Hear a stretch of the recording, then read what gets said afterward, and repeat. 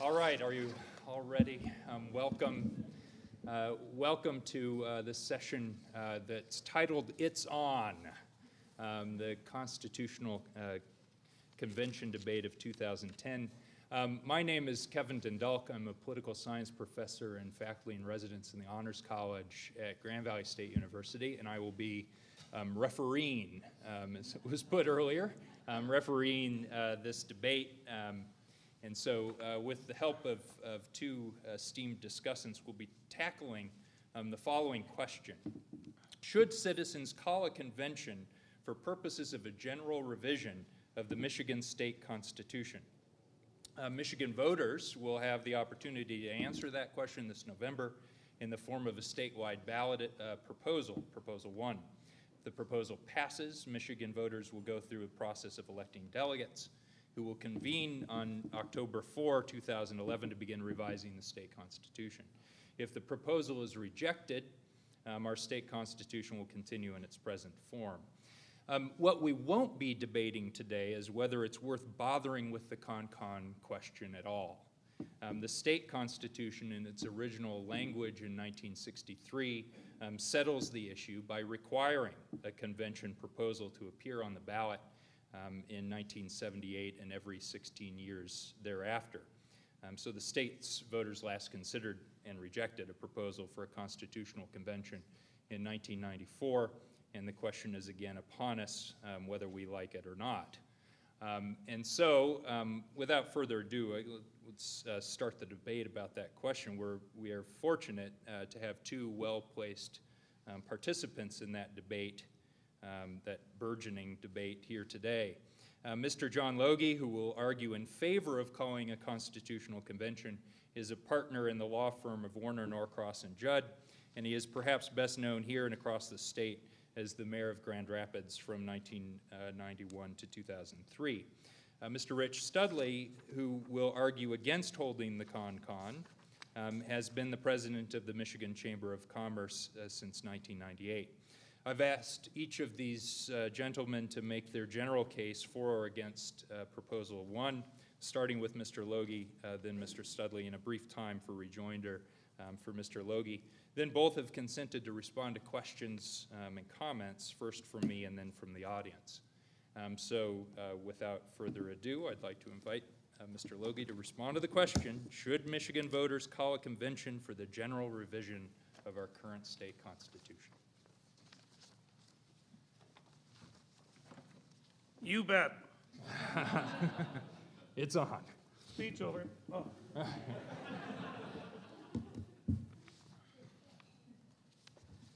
Well, it's always fun for me to be back with the Metro Council, where I spent 12 years serving as a member as it was growing up in the throughout the whole decade of the 90s and over to 2003. So I'm pleased to be back among a number of friends who I have said hi to as many as I can, and hi to the rest of you, and to new friends.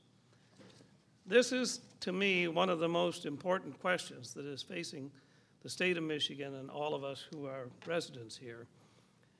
And it is fortunate that it comes up automatically. Otherwise, like other statewide ballot issues, we would have had to get 350,000 signatures or some number like that to put it on the ballot. But it's on the ballot. We're going to do a little guesswork today, I think, Rich and I are, and we're friends. And if I get a little testy, it's just my nature. The Grand Rapids Press, in suggesting back in 1991 that a Dutch businessman would be a better mayor than I could be because I was overbearing, autocratic, and adversarial. At least that's what they said in the editorial endorsing the other guy. And my team all thought those were reasonably accurate adjectives, so we made T-shirts out of it that said overbearing, autocratic, adversarial, and then better yet, vote for Logie. Worked out pretty well. I'm going to start by remembering, probably not accurately, a question that Ronald Reagan, when he was on his way to defeating an incumbent president, asked of the American citizens in various debates and discussions about why he should be the choice of the American voters, which of course turned out to be true. He said, "Are you better off today than 4 years ago?" Now, I want to boulderize that just a little bit and say, how do you like the way state government is doing things today? When I became the mayor in 1991, I took an oath to work for the benefit of the city and its citizens. We can point today, at least to some things, that the city commission, not just me, made happen. Today, Michigan is, according to a recent publication, the second most economically stressed state in the entire union, while other states' stress levels have started to drop. More locally, here in Michigan, a survey this spring said that 18% of Michiganders believe that the state's elected officials will do the right thing most of the time. Only 18%. And along with that, they canvassed local government officials, like those of us that have served in that capacity. And there the number was only 9%. Clearly, something here is broken, and just as clearly, something needs to fix it, and even more clearly, the con is the way to go. I'm only aware, thanks to Rich's handout, of 3 state senators right now who think it's a good idea. Tom George, who's running for governor from Kalamazoo, and Allegan's Patty Burkholz, that a lot of us know and have worked with, and Jerry Van Workum from Muskegon. But those are good reference points for me to make some of the points that I want. So what I want to do today is kind of take you on a little journey, if I can find all my notes here, of what this can look like or what it might be, because part of the problem is getting people to know what's on the ballot. Well, hopefully you've gotten ahead of the game today so far. Part of the problem is what is it and what can it do? And I want to show you the scope and breadth of what a constitutional convention can do. During the Q&A, we can get down to the nuts and bolts of how they get elected and everything else. I'll save that. So one of the first things I put on my list was change term limits. I think the people of Michigan actually like term limits, the majority of them, but a recent survey showed that 54% would be willing to consider to change it. So I'm going to start with that one on our little journey, maybe 3 years out, 2 years out, because I don't think it's going to take more than 2 years to do this. So 2 years out, and it's up and running, and we've had some time to see it work. Well, you're going to see that the people that we elect are going to be cut in half, from 110 to 55, and from 38 to 19. So their districts just get larger. And they will be limited to 12 years with any mix of service in both houses, although not to exceed 12. To give them more time, because in a recent survey, some 54% of Michiganders said they probably need more time, but still place a limit on it. So we would shrink the size of the legislature through this process. And we would say to them, you can meet for a maximum of 4 months in any year in any order. And compensation and benefits will be reduced to reflect the part-time nature of the job. The size of all governmental agencies would be reduced accordingly as well. Now, ladies and gentlemen, there's no way to get to that from here. And understand me, this is not something I am specifically advocating. I'm trying to show you the potential for what this can do, and no other way can we get to this kind of change. We would change the state's taxation system. So I'm going to give you a hypothetical taxation system. A new mix of taxes are mandated. In other words, which taxes can be used is in the Constitution. How much and what is going to be to the legislature. But listen to this mix. All personal service businesses, doctors, lawyers, accountants, etc., are required to collect and pay the state sales tax. That's a big hole in our taxation process. And I'm a lawyer, and it would hit me right where I live in my wallet, and it's the right thing to do. But we would reduce the state income tax from 6 to 5% because of all the new money coming in from the untaxed people now. We would also have a graduated income tax, which is, of course, the fairest income tax because it spreads it more proportionally to people's income. The flat rate tax we have now that's in this Constitution is a very regressive tax. It hits the people at the bottom hardest. So here's a proposed mix. A graduated income tax starts at 4%, which is lower than what it is right now for the lower third of our citizens, 6% for the middle third, and 8% for the top. We would also allow cities like Grand Rapids with sufficient convention tourism, and they would define it, could assess a local sales tax on those activities. You put that together and you would cut the business tax in half. But it's a balancing, and the only way there's going to be a balancing is to let a con-con come together and provide a base from which that can be done. The legislature or the citizens could put a single issue. I mean, if we wanted to raise the income tax, to 6%, that would take a vote of the people. That's what we did in 1994 with Proposal A, where Mr. Engler said, we'll take over payment of schools, and you'll give us from 4 to 6%. That's how that can be done, but there's no flexibility there.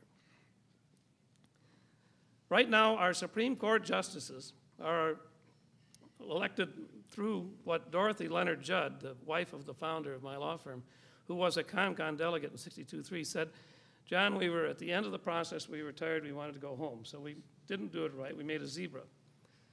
The justices run on a nonpartisan ballot, but to get on the ballot, they have to be sponsored by the R or D conventions. Now that's kind of goofy. But you've seen what it has led to now, the fighting and bickering and partisanship at the Michigan Supreme Court. And as a practicing lawyer for more than 40 years, and I see my friend George he and I were sworn in together, this is not helping the administration of justice. So why don't we do it the way some other states do it? All the Supreme Court justices and the 30 Court of Appeals judges would be appointed by the governor from a recommended list of 3 names coming from an independent commission with permanent seats. In other words, not this person, but there'd be a seat for labor, a seat for business, perhaps 2 former speakers of the House, 1 R and 1 D. The partisans have to play somewhere in this. The governor can pick one or reject all 3, in which case they stay in business, and that's a way of taking it out of an electoral process that nobody understands anything about and putting it where it should be on a merit-based program. Well, there are more of these, but I'm going to just stop with one. Oh, wouldn't you like to eliminate the lame duck session? Do y'all know what it is? It's a process that happens after Thanksgiving in years when there's going to be an election in November. We're going to get new people in January. So they deliberately hold things off until the end of the year and then vote them as a bunch. I remember one December day a few years ago in the lame duck session, the House and Senate voted on 150 different bills that day. Now, how did they know what they were voting on? Is that the way you want your legislature created? We just eliminate it. Just a few words in the Constitution says you can't do that. The last one. This fiscal year of the city of Grand Rapids was and is June 30th. That used to be the fiscal year for the state government. It used to be the fiscal year for the federal government. But they got lazy, and they kept going farther and farther behind the deadline, and it kept harder and harder for local governments and schools and everybody else to survive, so they just pushed it back to September 30. Now, all that did with 15 state universities, and now being responsible after Proposal A for K-12 and junior college and community college, is put all of our education system in an impossible bind. A year ago, 2 years ago, Governor Granholm was signing education bills in July for a year that had begun the previous October. If there's any businessman or businesswoman in this room, try to run a business that way. It can't be done. So here's the amendment that I would propose. The only one I'm going to give you specific language on today. The rest of these are examples. If on or before each June 30th, because we should move it back there so it gets done in time for the schools to plan their budgets, the House of Representatives and Senate have not both passed a complete state budget, and the governor or lieutenant governor has not signed it into law, all pay and benefits for all, and if we actually did cut the legislature, all 76 elected officials, 55 in the House, 19 in the Senate, a governor and lieutenant governor, is suspended per diem until the foregoing is accomplished, whereupon salaries and benefits will recommence without recoupment. Do you understand recoupment? That means they don't get it. See what can be done?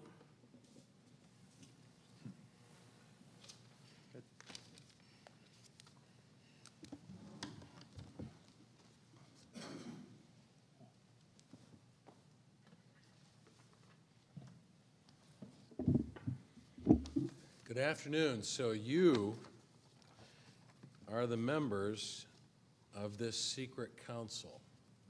I've known Don for over 10 years, and so when I was invited to stand in for my colleague Bob LeBrant, first I was warned about Mayor Logie, and that this would be some kind of a public policy smackdown. And I thought, well, I'd met John before when he's mayor, and he always seemed very polite.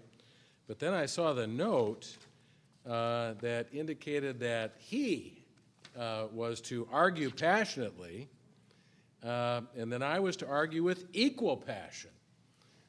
So I will be passionate in my arguments about an esoteric subject. The position that we have taken at the Michigan Chamber of Commerce is that Michigan can't afford to waste either the time or $45 million or more on an open-ended general revision of the state constitution.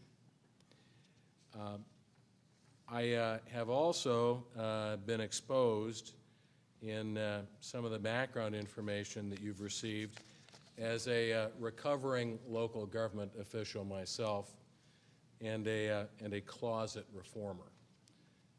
So I do want to say to you city and township officials, thank you for your service to your community. I'm a former city manager of Alma, Michigan, or Clare, Michigan. I was the administrative assistant in Alma. In a moment of weakness, I was persuaded to serve as a planning commission member in the city of Grand Ledge. Then in a moment of foolishness, I was persuaded to be a write-in candidate for city council in Grand Ledge as we were going through a revision to the charter. So I served a 10-year sentence on the Grand Ledge City Council, winning my first election, losing the second. So I actually served only about a 2.5-year term. I got time off for good behavior. Sometimes people will say to me, well, Rich, don't you want to run for office again someday? That's always someone who doesn't know me. And I tell them, no, I'm batting 500. You're not really going to do a lot better than that. But in preparing for this meeting and reading a little background about the council and some of the things you've talked about in the past, I know that you share our interest at the Michigan Chamber. You share the interest of the Grand Rapids Chamber and other local chambers throughout the state on the question of government reform, whether it's local government reform or reform of public schools or reform of state government. I want to make it clear that although the Michigan Chamber is opposed to Proposal 1, in cooperation with the Detroit Chamber, the Grand Rapids Chamber, the Center for Michigan, the Michigan Municipal League, the Michigan Townships Association, Business Leaders for Michigan, and a long list of other groups, over the past year and a half, we have supported over 15 cost-saving reform measures that would save several $billion a year. We believe in a need for a smaller and more efficient government. We believe that there's a need for dramatic change in Lansing. So I don't want any of you to misunderstand opposition to Proposal 1 as a support for the status quo. at least in terms of the organization that I speak for, nothing could be farther from the truth. When I listen to educators and state officials talk about the need for school reform, it's usually school finance reform. I'm sort of a skunk at the family picnic on that one, because I'll ask questions like, how is it that we have such a large and diverse state, but we are well served by a system of county government with just 83 units, and we still have over 500 school districts? Somewhere between 535 and 83, isn't there a better number? We agree with you on the need to make changes to the now misnamed Intergovernmental Cooperation Act to remove barriers that hinder the ability of local government units to come together and consolidate services, whether it's police or fire or public works. We agree with my friend Dan Gilmartin at the Michigan Municipal League and local government officials across the state that we need to repeal or revise PA 312. But the fact is that most of what is wrong with our state, most of what needs to be changed, does not require an amendment to the state constitution, and it certainly does not require spending $45 million we don't have on a costly and uncertain political convention. I want to share with you that at the Michigan Chamber, one annoying habit we have is to actually read the state constitution. We've studied carefully the history of our state constitution and the last constitutional convention. It can be argued that the last constitutional convention helped to develop the next generation of political leadership for our state. Good and fair and wise people like Dick Austin, who later became Secretary of State, George Romney, who became governor, really came to prominence as part of the Constitutional Convention. Ask yourself if that will happen today in the current economic and political environment. If I thought that good and thoughtful people like you, if I thought that mature and intelligent people like Mayor Logie would be a majority or even half of the delegates to a constitutional convention, we might change our point of view. But when I think about this issue, I often hear my mother's voice in the back of my head, and she used to say to me often, be careful what you wish for. We're about to elect in August and November the next generation of Michigan's political leaders. Because of term limits, we will elect a new governor, a new attorney general, a new secretary of state, and new members to the House and Senate, most of them likely to serve at least 4, if not another 6 or 8 or 12 years. What a shame it would be, given the immediate need for action, if in January of next year we're to swear in a new governor, a new attorney general, a new secretary of state, a new House, a new Senate majority leader, a new speaker, and then as a practical matter say to them, go back to your office, because next month we're going to convene a constitutional convention down the street at the Lansing Center, and the real debate over public policy and state government will unfold on this parallel track over the next 12 or 18 or 24 months, because once a constitutional convention is convened, there is no limit to the number of changes they can make. There is no guarantee they will make wise and sound judgments. There is no guarantee that their work product will be deserving of your support. So those are some of the general concerns we have about a constitutional convention. I agree with Mr. Logie that this is a very important debate. I can tell you I do a lot of public speaking, especially when the legislature is not in session. For almost 2 years now, I've been asking in front of just about every audience I speak, can anyone in the room tell me what is Proposal A in the November ballot? And until just recently, no matter the size of the group or the location in the state, you could be almost certain that no one would know, or if anyone knew, there might be 1 or 2 people in a room of 100. I think it is critically important, whether you agree with me or whether you agree with John, that you study this issue carefully, that you listen to the arguments for and against, and that we work together to educate and inform the voters about the arguments for and against. The worst thing that could happen is for people to vote for a constitutional convention out of fear or anger or a lack of understanding, and then not be prepared for the consequences that will unfold if we go down that path.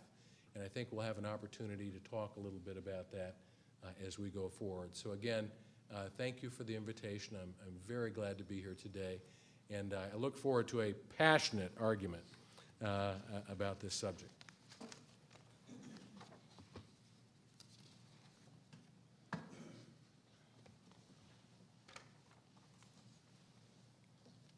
Since I have the burden of persuasion, I get 2 bites of this apple to answer his comments, because he could have answered mine.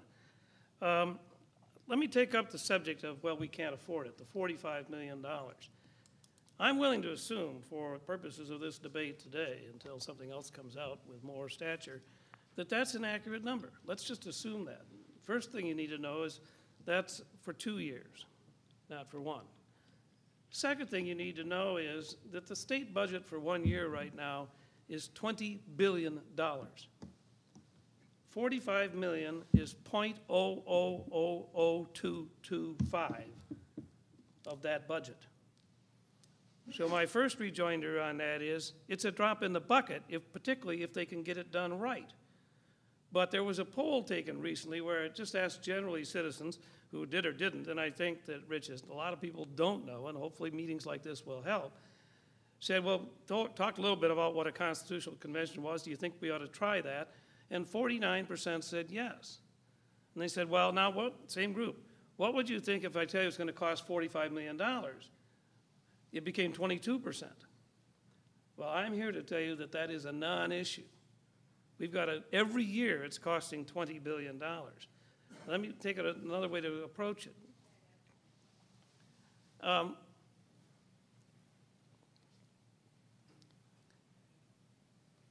If cost becomes the driver, this content can be justified just on cost savings. Remember, my proposal said let's cut the legislature in half. Let's take that number. Let's take that 76 or 74 number, because there's 148 of them right now. If we did that, we would immediately begin saving $50 million a year, every year, from shrinking the legislature to half the size it is now. So if we could do that for our investment of $45 million over 2 years, our 3 previous constitutions were at about 50-year intervals, 1850, 1908, and 1962-63. And this will be 2011, 2012 before it gets done. So if you take the $50 million saving just by cutting the legislature in half, that's $2.5 billion over 50 years. I'm just trying to convince you that the cost issue is a phony issue. There really isn't much substance behind it. You know, one form of insanity is doing the same thing over and over again and expecting different results. What the Chamber of Commerce position essentially is let's keep doing the same. The structure in the government we've got now is just fine, and we can make it work, and so we ought to keep trying to make it work. Well, let's talk about what's going to happen independently of this particular issue. There are so many state house reps who are eager to jump into Senate seats this year. Typically, I mean, if term limits are supposed to work, 110 House members, maybe 33 to 37 of them would be up for re-election every other year, and so you get some seniority and things like that. Well, there are a whole bunch of people, some that have at least 2 years and some that have 4 years to run for the House seat they've already got, are jumping to try to get into the longer haul with the Senate. Here's the outcome. Without regard to who wins these individual elections, when this legislature that Rich is going to tell you in next year is going to deal substantively with some of these problems, is going to have 100 of the 110 that have 2 years or less. They're either freshmen or sophomores in the House. And over in the Senate is even worse, because 30 of the 38 are up right now. That's why they're all chasing them. So now we have 8 veterans in the Senate and 10 veterans in the House out of 148. And this is the group that we are going to depend on using the same rules we've got now, the same conditions, the same biases that they've already created for themselves, and the same structure of full-time legislature. Remember when they jumped their pay from 40-some to 77, they said, we're going to make sure it's a full-time job. Well, I'm sorry. I run into too many of them running their other businesses to know that that's being followed, which is why I think, I'm not saying we have to go to a part-time legislature. I am telling you that's an option that is not going to get looked at by the foxes that are already in the hen house, liking it the way it is. The only way we're going to look at that is the people are going to look at it. Now I want to talk about the people, because as I've debated this now for half a dozen times, and I've got a half a dozen more to go that are already planned, I find this argument about, well, it's too scary, it's too dangerous. The legislature, the new legislature, Rich's point was, will suddenly stop while this con-con comes into being. Well, there might be an election, a primary in February. That's all that's going on is a primary. There might be then a general election from the 2 top candidates. We will appoint delegates from every House district, all 110 of them, and every Senate district. So here in Metro Grand Rapids, we'll have 8, 10, maybe 12 delegates coming from our metro area. 148, just like the current legislature. And then there'll be a general election between the R's and the D's on that. So nothing is going on with con-con till October. And if the legislative process we have now is so good that this gentleman can stand here and say, let's keep it, he's going to have to explain better than he has so far what is keeping them from January till October. And that's when they just get started. They probably aren't going to make a ripple until 2012.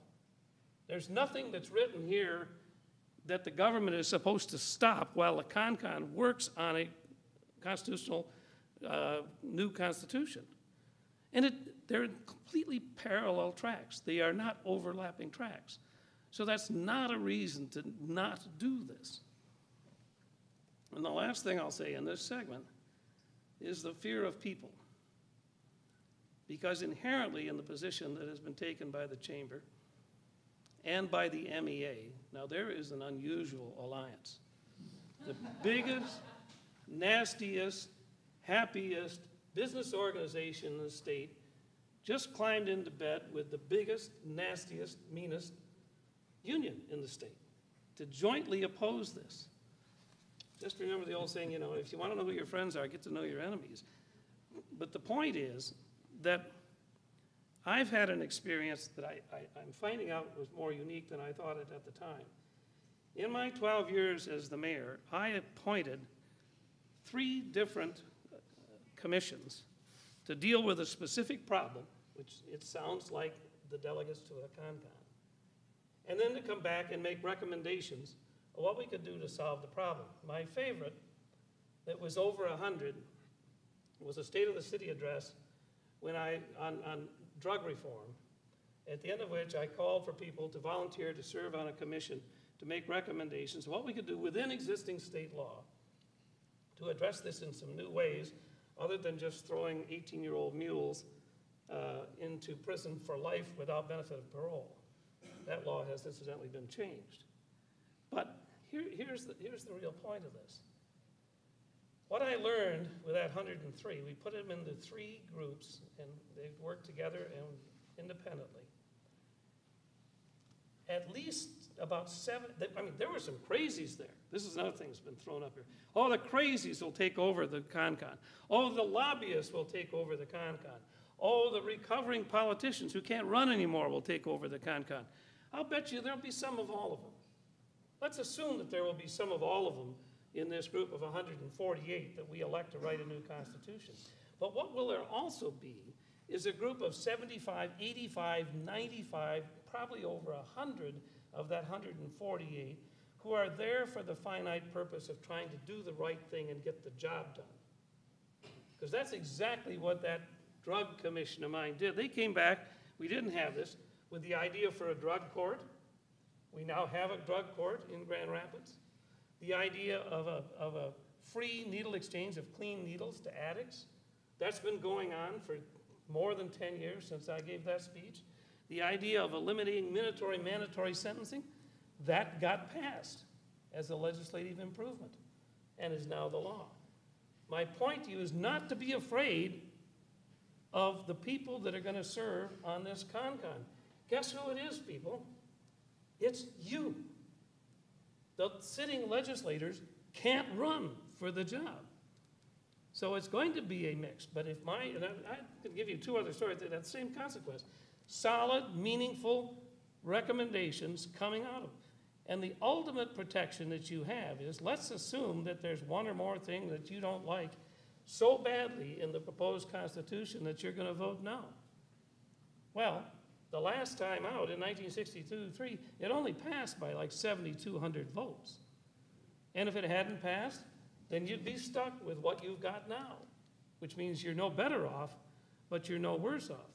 So if this legislation, the setup we have now, is good enough to re-elect these people and let them work next year, I say it's also good enough in this opportunity created by the founders, because it goes back beyond the 63 Constitution all the way to the earlier one, to every 16 years ask us to do this.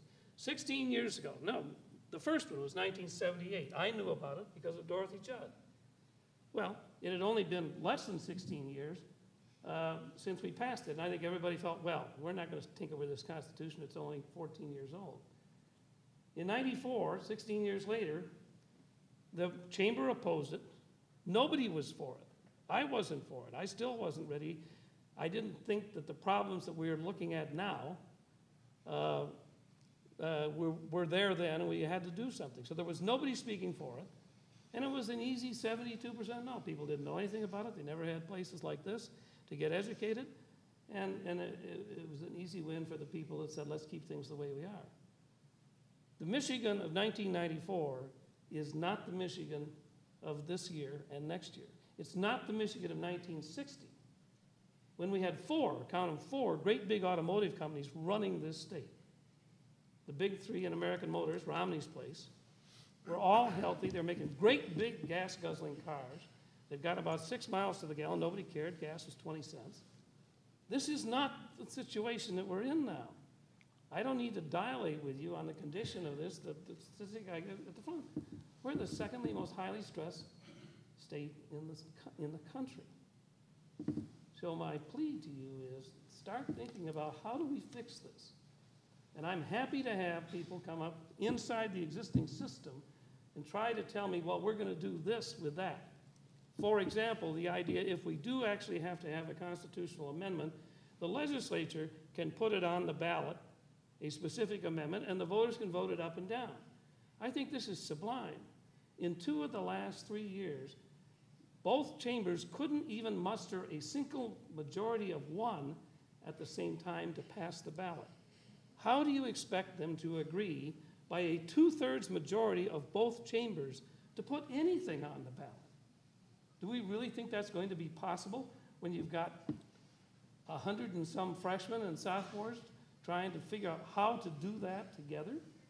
We're going to have to live with them until we fix it, people, but we shouldn't have to live with them any longer.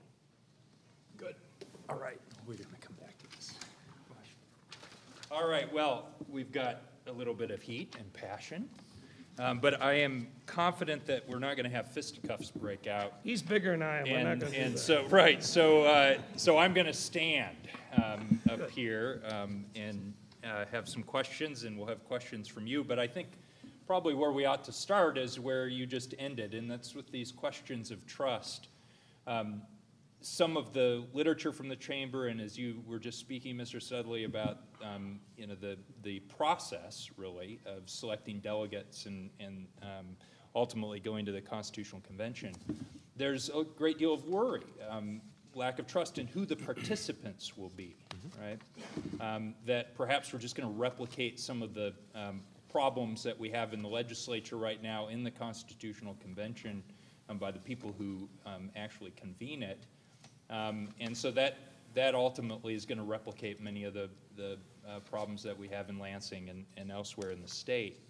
I'm wondering if you could just talk about that a little bit. What's the basis of the fear when the delegates themselves are going to have a different set of incentives, right? They're going to be working on a constitutional convention, but they're not going to be reelected to one. They have a different kind of incentive, don't they? You're right. There will be little or no way for voters to hold delegates accountable. One of our concerns at the Michigan Chamber, and we hope in a few weeks to announce a very large, very diverse, statewide coalition. Business, labor, state-level organizations, local government organizations, Democrats, Republicans, a coalition.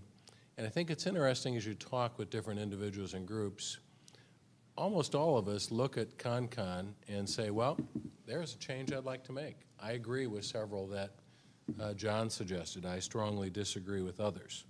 But this decision will follow an August primary and a November general election. Responsible political organizations will be broke. Whether you're pro-business or pro-labor or Democratic or Republican leaning, responsible organizations, whether it's the Friends of West Michigan Political Action Committee or the Michigan Chamber's Political Action Committee, the MEAs, most of the organizations will be broke. Ask yourself, who will not be broke? Who would have the incentive to spend hundreds of thousands of dollars, maybe even millions of dollars, recruiting a single slate of delegates for a specific purpose? George Soros will not be broke. He is championing a nationwide campaign to legalize drugs. Some would argue that the proposal that was approved in Michigan recently to legalize medical marijuana was a big step in that direction. Who won't be broke? Jeffrey Feiger won't be broke. Sam Bernstein won't be broke. 1-800-CALL-LEE-FREE won't be broke. Our current state constitution provides that we are not a punitive damages state.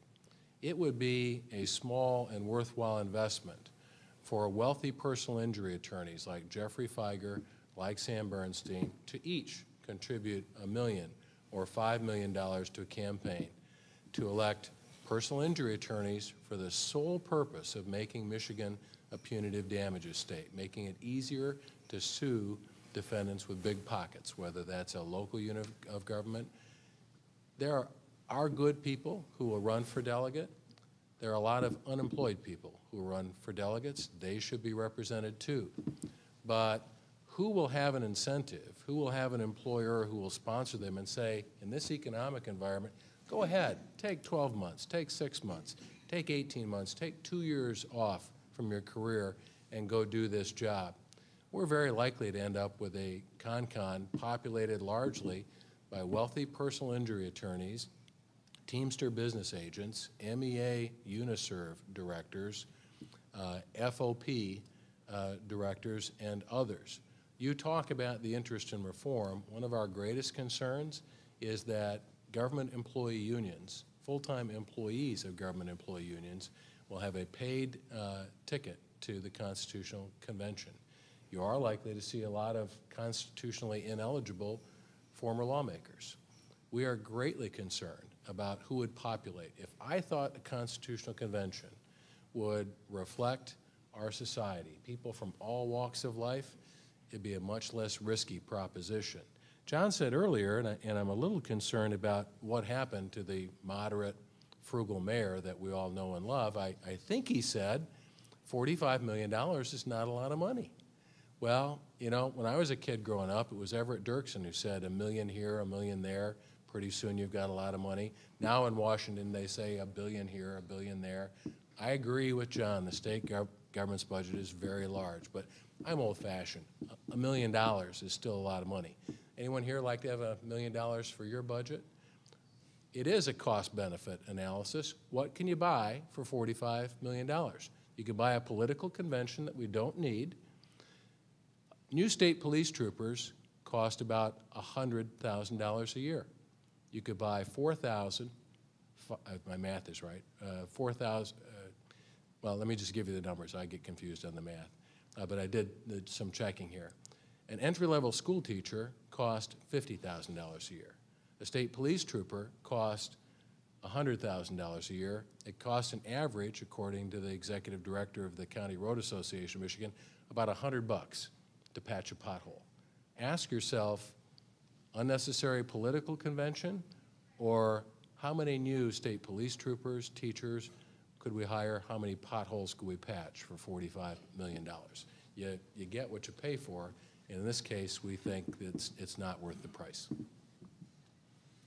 you like to respond, especially on this question of the process? It's a partisan ballot.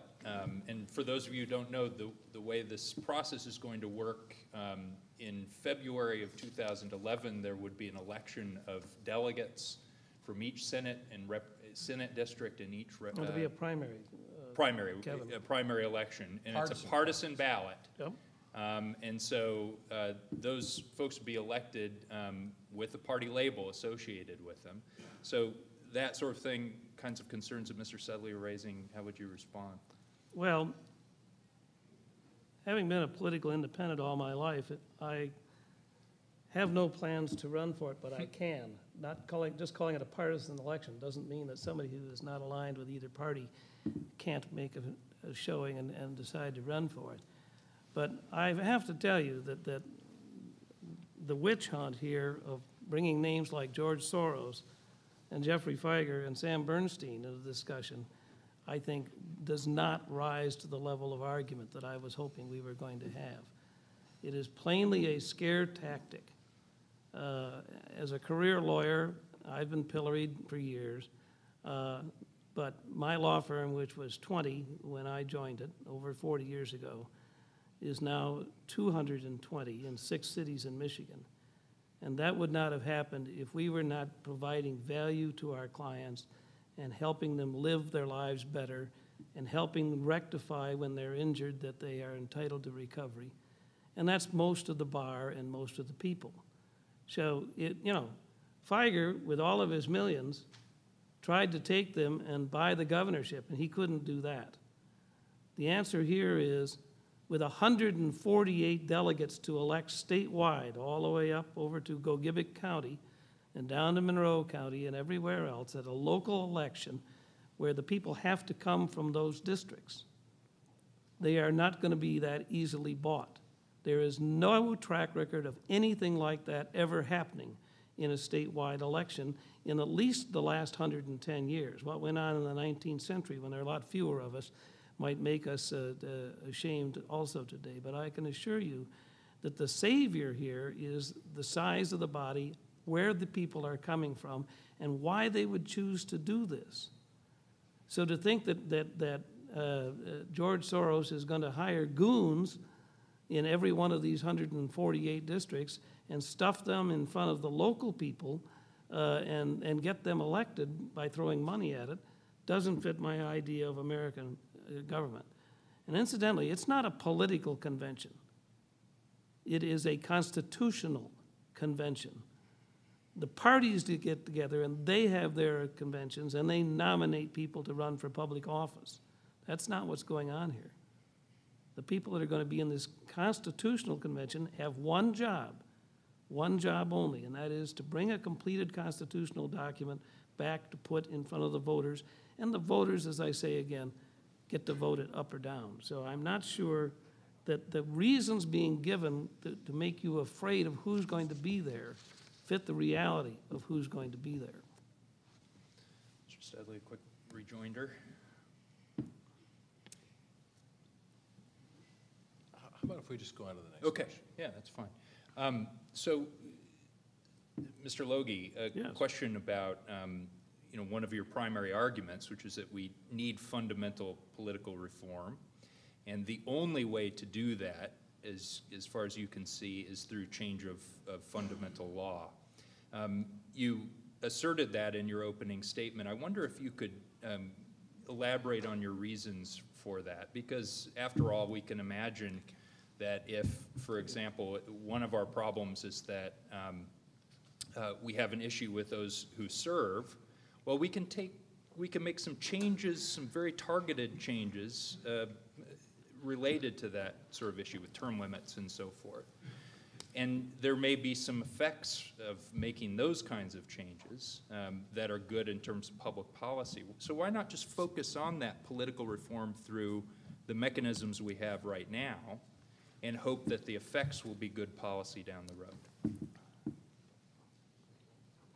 It is my personal belief that when the citizens of Michigan voted in term limits in 1992, that was not the real target. For those of you that have ever played pool, there's something called a bank shot. You've got your cue ball, you've got your target ball, but you can't get to that pocket over here, but you can get to the one there, so you hit it into the cushion and it hopefully goes in the pocket over there. I suggest to you that the real target was campaign finance reform. At the heart, in my view, of the problems we have in this country with our government, it is the power of so much money in the political process. And the incumbents have access to it in a way that the challengers never do. Congress will tell you, likes to tell you, that only 90% of the people get reelected. What they neglect to tell you is over 9% of that gap are people that die or step down, or like Vern is doing, or otherwise. The real number is that 98.6 of them get reelected. And yet, you will hear them, well, I can't support that, I couldn't get reelected. You hear the same thing at the State House. Well, ladies and gentlemen, we can't change that one in the short run. But what we can change is the governing document of this state in legitimate ways, not to legislate, but to set up a framework that these people have to live with. Remember, I said I'm not advocating any of the specific examples that I gave you. But what about cutting the size of the legislature in half in the Constitution? What about saying to them, if you don't get the budget done on time, you don't get paid in the Constitution? Should that be necessary? No. Is it necessary? Yes. You cannot run, this is an effort of will. I served for 12 years. We had a June 30 fiscal year. My commission and I vote together. I'm part of that commission under the part-time 1916 charter for this city. We passed 12 balanced budgets before the end of June every year. Why? Because it's in the charter. Why? Because I took an oath to uphold that charter. So did my 6 colleagues. Now, there is no excuse for what is going on in either Washington or in Lansing about what they do about it. But just think about it. Let's suppose we put that in the Constitution and it passed. I don't think they'd even believe it the first year it smacked them. So if they didn't get it done because it would change it back to June 30th and instantly leave it there, by putting that in the Constitution, then they couldn't tinker around with it again to hide their bad behavior. But look, think what would happen. Maybe they got it done if June 30th was the deadline by Labor Day. Okay. They all would lose about 65 days of pay, of health care for their families. It stops. Of their pension fund, pro rata, per diem, and their $12,000 slush fund that each one of them get right now that they don't even have to account for the spending of, which incidentally should disappear in a part-time legislature. So, I think that real change can come, but somebody has, and it's not that I haven't thought about alternatives. The problem with the alternatives is the people that have to approve them are the people who we've elected to these sinecures who are happy to stay there as long as we'll let them and keep things the way they are. And there are too many people, in my opinion, in too many organizations. The only one I have sympathy for is the Michigan Townships Association. Some of you are townships people. And they at least have a legitimate fear of a con doing away with townships. I don't think it can happen, you know. There are 1,770-some local governments in Michigan, which is huge. 500 of them are cities and villages, most of those cities. 83 of them are counties, and 1,288 of them are townships. I think they're here to stay, but I understand at least why they're afraid of a con, and that fear on that issue deprives them of the opportunity to think about the balancing that this can do, to think about the choice-making that this group can do, to pick what's best for us now. I mean, the 63 Constitution is a pretty good document. Rich himself said that. It was exactly this process. Do we not think that there were hot issues that probably don't even exist now? Do we not think that there were crazies that showed up in that 148 and tried to get their agenda somehow? You know, none of that worked. Same thing in 1908. Same thing in 1850. So to say we can't today trust people to do the right thing is to say we are somehow no longer the inheritors of the legacy that 3 times has given us a new Constitution. What are we really afraid of? The question was targeted political or governmental reform versus a general revision. If I thought the delegates to a constitutional convention could mandate or require or provide leadership, courage, or common sense, it might be a good idea. But there is no provision in the state constitution for leadership or courage or common sense. Our current state constitution has served us well. Is it perfect? No. But there is no fatal flaw. We have the ability, either through the legislative process, as John suggested, a 2/3 vote of each house, or as citizens, to address these issues one at a time. There is no requirement to spend $45 million on an unnecessary constitutional convention. There is no need to engage in horse trading and log rolling. You should not be in a position as a voter to get 1 or 2 positive changes to the state constitution that you like, that you vote for 2 or 3 that you don't like, and you have to accept a dozen or more that no one likes or no one understands and can explain. The history of the current state constitution is that we have had the opportunity to vote on a series of individual amendments to the state constitution. About half of them have been approved, about half of them have been rejected. There is another alternative, and part of the reason I accepted the invitation today was the invitation from my friend Don, but also to make it clear to you that I think those of us who oppose a con do shoulder an obligation to be champions of government reform, to come back in 2012 and deal with the problem of term limits. But part of the reason I accepted the invitation is I'm the president and CEO of a statewide organization with significant human and financial resources. Next month, we will announce a new 3-year strategic plan for the Michigan Chamber that calls upon us to be a champion of government reform, not a supporter or an observer, but a champion. I am here today to say to you, if we want to work together on government reform, the Michigan Chamber is ready, willing, and able to help you elect good people, to work with you through the legislative process to address these issues, or if we can't, I would suggest that early next year, cities and villages and townships and counties, chambers of commerce across the state, led by organizations like the Metro Council, come together. We also have the right in Michigan to initiative and referendum. Most of the problems that need to be addressed do not require constitutional amendment.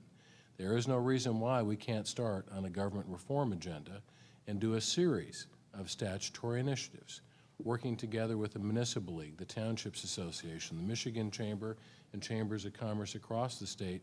We can break the legislative logjam on these issues, draft the proposals ourselves, not have to negotiate with government employee unions with a gun to our head, put them before the legislature as statutory initiatives, not for the purpose of placing them on the ballot, but triggering the process that requires an up or down vote in the State House. So whether it's getting educators out of the election business and consolidating school elections, whether it's dealing with the barriers to regional cooperation that are in the Intergovernmental Community Cooperation Act, whether it's dealing with police-fire binding arbitration, all of those things can be addressed in a way that is less expensive and less risky than an unnecessary and open-ended constitutional convention. Let me just address the current amendment process. The 62-63 Constitution, we'll call it 50 years old. It will be shortly. In that time, we have successfully amended it 31 times, all over.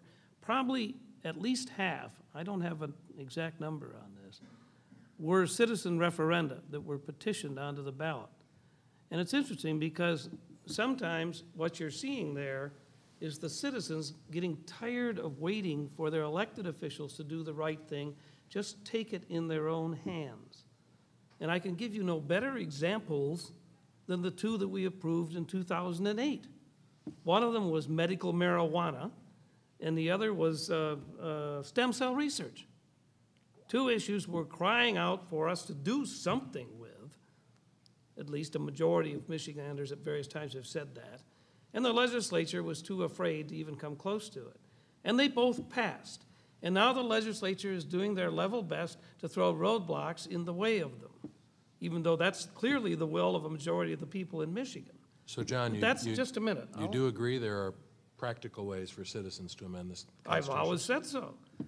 I've always said so. But here is the point. If we take your approach that just let's try the legislature, that one, honestly, doesn't seem to have any traction at all. I can't imagine them getting two-thirds majorities to put something on the ballot unless it's so incredibly stupid that they like it and the rest of us just trash it. But more seriously, the issue of public referenda is an option. The problem, people, is time. Nobody on his side of this argument wants to deal with the time issue because what they're talking about is inch, inch, inch, inch, inch. Maybe we win some, maybe we lose some, maybe 5 years from now, 10, 15 years from now. Let me tell you a couple of facts. 10 years ago, the state's income tax receipts were over $10 billion. Last year, they were 7.8. We are not raising enough money to run a government for 10 million people. The people that take a pledge on their way into the House of Representatives, I want to get rid of. You know, if you're going to run for public office and want to hold it, it's because you want to do one of 6 things. There are only 3 things that you can frame all of government. Who gets, who pays, and who decides. Well, I wanted to be one of the people who decides in Grand Rapids, and the citizens let me do that. I can't imagine taking a pledge that one of the arrows I might need in my quiver in times of huge natural disasters or anything else would be raise taxes. I'll take you one further. I went 4 times to the people of Grand Rapids and asked them for more tax money over 12 years. And every time I told them why we needed the money. What were you going to do with the money? Then I told them how much money. Then I told them that we would make several promises to them that what that money could do, we'd report back to them. And then we did that. And I got 4 yeses. And yet we got a whole lot of people running around saying, hire me to go to the legislature. I will never raise your taxes. That's absurd to me. It doesn't make any sense. And yet this is the system that we want to keep going. Here's the point about amendments. If we kept pace with what we did in the last 50 years with this Constitution, it would take us 20 or 25 years to address one at a time on the ballot, whether it was referenda or the legislature somehow could get it there. We don't have that kind of time with the structure failures we've got in the existing system.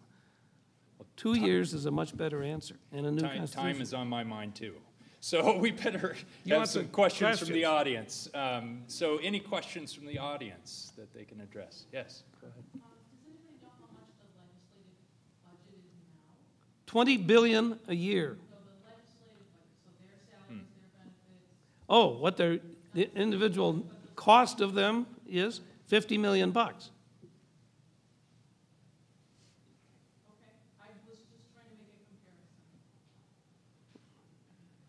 It's one of the higher amounts, you know, proportionally to each representative in the country. It's the third highest in the country. Yeah, it's often described as a highly professional body as a result of that pay, but I think you might have a.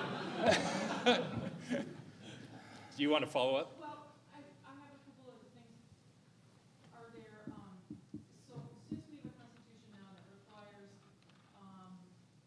if you put back on the ballot every 16 years, do we assume that everything is on the table and even some of those protections that might be built in now could be thrown out? They could say, this is the last constitution we're ever going to write by. You know, we're not going to elect people. They're going to have to be appointed by the size of their bank accounts. You know, could it come out to be truly ridiculous? Everything is potentially on the table. You cannot violate United States constitutional rights. You can't take away the civil rights of people. And the protection you have is the ability to vote no if they go that far. They can't sneak up on you and put it in place, and now you got to live with it. Everything is on the table. I want to be real clear about that. The entire state constitution is up for grabs. We work closely with the Grand Rapids Chamber, other West Michigan chambers, the Right Place, on economic development. You have an extraordinary story to tell here in West Michigan. But if you look at our current state constitution, we have some of the strongest constitutional safeguards in the country when it comes to protecting private property rights. Who will invest in Michigan? Who will buy land and make a long-term investment when you can't guarantee them that they will have strong private property rights? Who will invest in Michigan when we can't tell them whether the sales tax rate will be 6% or 7% or 4% or 3%? Who will invest in Michigan when we can't tell them that we have a flat rate income tax or a graduated income tax? One of our concerns is that we already have enough economic challenges to go through 12, 18, 24 months of almost complete economic and political uncertainty will have a very negative impact. Employers need certainty. Prospective employers want clarity, they want certainty, they want stability, they want predictability. Come to Michigan, we're not quite sure who's in charge and what we're doing. You know, even the folks at the MEDC are going to have a hard time with that message. My single answer to that last single point is that isn't what's happened in other states that have had a constitution that has created problems that need fixing. That in Oregon, when they went to their people for a new constitution, the answer to the question, it's a fair question to outsiders thinking about coming here, is we are in the process of fixing those problems. And again, there is no problem that can't be fixed through executive order, the appropriations process, the legislative process, or one amendment at a time. You do not need to throw the baby out with the bathwater to fix problems. There is no fatal flaw with our current state constitution. Other questions? Go ahead. Can you talk a little bit about the Constitutional Convention process itself? How transparent is it? Are they staffed? Assuming it gets put into place, how's it working? This Constitution would be the first one created post the Michigan Open Meetings Act in 1976. My understanding is that its activities will be subject to the Open Meetings Act. It's a governmental body. So everything is going to be transparent. It'll be fully covered by the news media, those that are left alive, and you won't have any problem finding out what's going on. And you're going to be living close to some of the people that are going down to Lansing to do it, and you're going to have the same opportunity I am to influence them about things that you think would make it better for us. Like John, I'm hopeful that if a constitutional convention is convened, it will be fair, and open. But I think a more accurate answer to your question is, at best, it is unclear. The statute that provides the procedures for the Constitutional Convention is old and out of date. It has not been updated. Correct. And so the ground rules are very unclear. Stunningly, you have some proponents of a Constitutional Convention who suggested that we'll elect the delegates and they, to save time and money, they won't even have to come to Lansing. We'll do the Constitutional Convention over the internet. Well, we all know what a wonderful tool the internet is, but if you've been on the internet lately, you know that not all of the information there is fair and accurate. So it could be understaffed, overstaffed, it could be electronic, it could be open to the public, it could be limited. It's really hard to tell. I think that's one of the concerns that people have. Again, if we thought this would be an enlightened civic debate that would bring our state together, I think there are a lot of people who are opposed that would be in favor. I think it's far more likely to be the public policy equivalent of the World Wrestling Federation. So it may be very entertaining, but I'm not sure it will be very productive. Assuming that the convention is put in place, wouldn't the chamber and the administrators and others that currently oppose it accept that and then proceed to do what they could to advance their interests through that convention as well? Oh, sure, we'll do our best, but You bet. we'll be scrambling. The first folks who are most likely to run in January, February, or March for a Constitutional Convention are the people who were thrown out of office in August and November or ran for office and failed.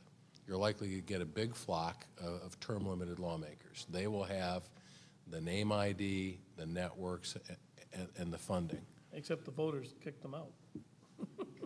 Or term limits did, but they'll run again. A leading proponent of term limits, Senator Tom George, suggested to deal with the cost question that delegates should be paid only $1 a day. How many of you will take a 6, 12, 18-month leave of absence to come to Lansing 4 or 5 days a week for $1 a day? I appreciate the spirit.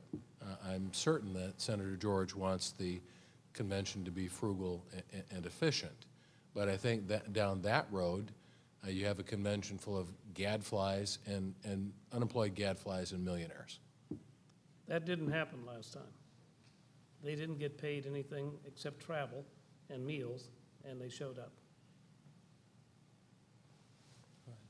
Mayor Logie, do you have an example of a recent con in another state that helped transform that state to be more effective?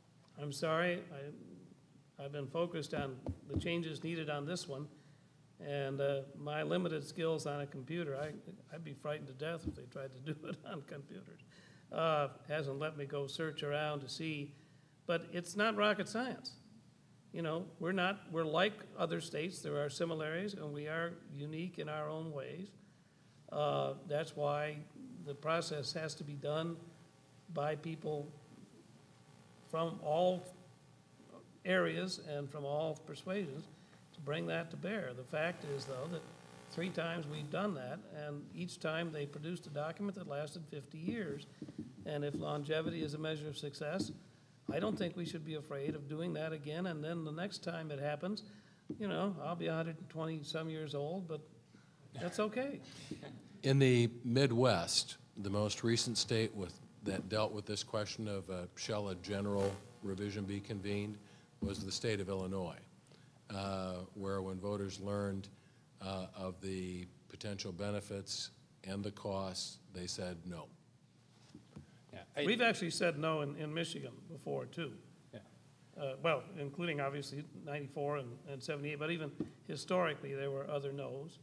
And there have been conventions that have come together, created a document, served it up, and the voters have said no.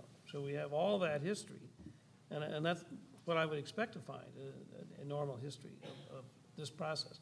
But I look at the 3 that we've passed and how long they last, each in their own time, and I'm comforted by, I see no reason why we can't be that good. This isn't an argument for or against CONCON, but it's rare in the states to have constitutional conventions of this sort. Generally, they're amending through other means to the point where they get very, very long constitutions in some instances. Alabama's is over 200,000 words. Ours is just shy of 39,000, but that's typically the approach. Well, I'll give you a point of order. California, which if it were a country, would be the 8th largest country in the world, has a constitution that's way out of date on this. So they get bedsheet ballots with sometimes 80 things on the ballot that people get to vote up or down if they can stand the patience and take the time to do it. And they're in big trouble right now, in part because of that issue. There's another hand. Yeah. Given the current opportunities to amend the ordinance piece by piece, why hasn't that been done given certain particular problems that the government is now facing? Whereas with a kind of offer an opportunity to get one set of modifications outside of the current legislature. Go ahead. The easy answer to that is the 2/3 majority requirement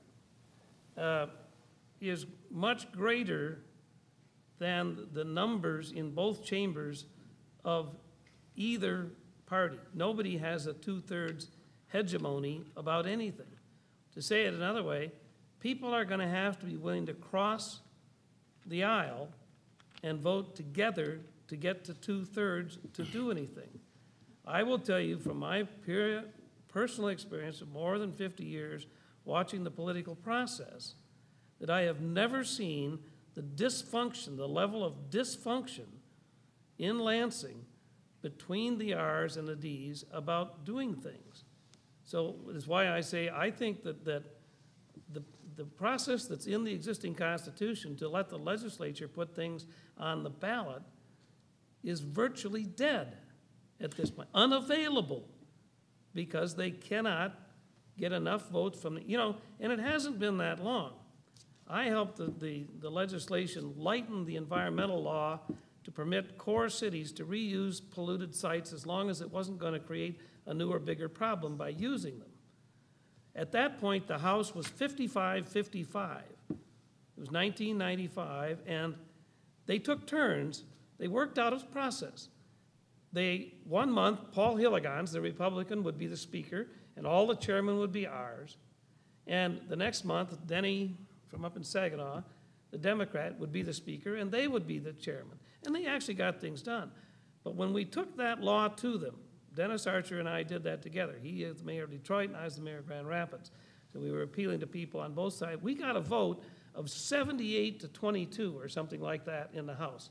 Clearly, a bipartisan majority said yes. And at that point, the House, I think, or the Senate was Republican, about like it is now, 21-19 or some number that equals 38. And we got a vote of 30-8 in support of that. That was then, 15 years ago. This is now.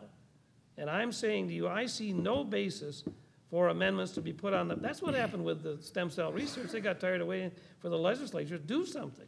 I think you've heard John just argue that if you elect good people under the current state constitution, the legislative process can work. You've also heard John argue that if the legislature fails to act, we do have an effective solution to the problem. If you're in favor of citizen-led government reform, we can amend the state constitution one amendment at a time. No horse trading, no log rolling. Very slowly. Let me give you each a couple of minutes for one last impassioned argument, and then we'll close for the afternoon. You're up first. Most of the time we get the government we deserve. What do we say as local government officials or Chamber of Commerce executives if someone is unhappy with the direction of their city or township? We say get involved. If they get involved and they're still unhappy, we say run for office. If they run for office and are elected, we say provide leadership, make a change. When people are unhappy with government, as local government officials or as chamber executives, we don't say the first thing you need to do is to convene a charter commission and change the rules of the game. Our U.S. Constitution and our state constitution are the two most important fundamental political documents. They shouldn't be changed very often or easily, but they can be changed if we need to. It is critically important that we work together for reform and change, but you don't need to throw the baby out with the bathwater. We can amend the state constitution one provision at a time. We do not need to waste $45 million we don't have on an unnecessary constitutional convention. We need to elect good and better people to office and to hold them accountable and to insist that they do their job. When they can't or won't act, we should use initiative to place proposals before them. When they act irresponsibly, we should use referendum to suspend those laws. So we have options and we have alternatives that we can work on together. This state has great assets but tremendous challenges. We cannot afford at this state in our history to this self-inflicted wound. 6, 12, 18 months of almost complete political and economic uncertainty. I hope you will vote no on Proposal 1 and then join us in other reform efforts. Thank you. Back in the first half of the 20th century, one of the most articulate and interesting writers was H.L. Mencken, who was the editor of the Baltimore Sun. He was the reporter for the Sun at the Scopes trial in the 20s. He said, Americans deserve the democracy they get, and they deserve to get it good and hard. And that's what we've got going on now. We're getting it good and hard. I wonder how many of you I have inspired, if we get this thing to yes, we'll think about running for the convention. What an exciting proposition to make a real contribution to your state. I'm a native, I'm a fourth generation Grand Rapidian. I want this state to succeed. I want this community to succeed. I reject the idea that what we're doing is the first thing you do is call for a constitutional convention. The 1850 Constitution was 58 years old by the time the people decided it's time to make a change. I don't know how long that process, probably took 2 years, 2 to 3 years, but so it lasted about 50 years. Okay, the 1908 Constitution lasted until 1963. Again, about a little more than 50 years, and the people said it's time to make a change, and they did. The 1963 Constitution is now about 50 years old, and this state has gone through a cataclysm of problems, economic and otherwise. How many people well, none of you are my age, but how many people go back far enough to think that, wow, big automotive, big American-made auto is always going to be the signature event going on in the state of Michigan, and there are going to be jobs, and there are going to be this, and there are going to be that. You know, 2 of them went bankrupt. You know, American Motors long since gone, which was alive and well in 1962, 63. Ford had enough money to ride it out. Does anybody have any illusion about seeing the automotive industry come back from where they are now to take the prominent position they had when we were all a lot younger? It's time, people. It's time to do it again. That's what history tells us. That's what the reality of our state's condition. How many months have we been leading the country with the highest unemployment in the country? 14.7, 14.1.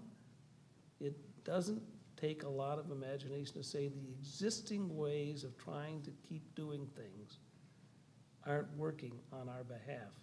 Let's make a change. Please vote yes on Proposal 1 on November 2. Thank you very much.